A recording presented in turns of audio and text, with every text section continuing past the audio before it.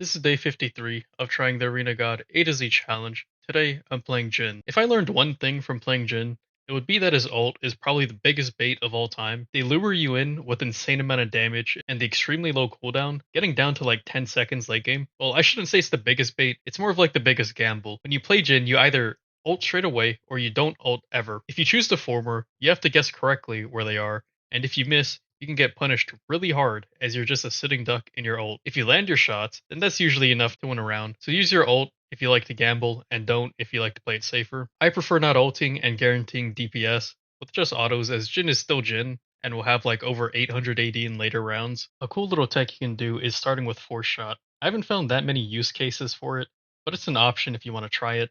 To do this, all you have to do is save your fourth shot during warm up and then place a trap on the dummy at 5 seconds to round start, as the initial placement of the trap will restart the reload cooldown, and then the explosion will reset it again. Augments I like are Tap Dancer, Back to Basics, and Scopious Weapons. Draw Your Sword also isn't a bad option, and is probably one of the best if you're planning on gambling with your ult. Basically, Prismatic Augments are Jin's best friend. For items, I only went Crit, with Prismatic being Gale Force.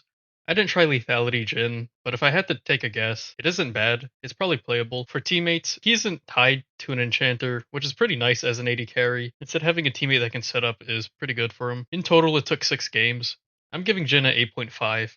He's a really solid AD carry that works really well in arena, but still has the same problems as an SR, such as dealing with tanks, and can honestly feel even worse if his autos get blocked by Shield of Molten Stone. I can follow for more. Check in tomorrow for Jinx.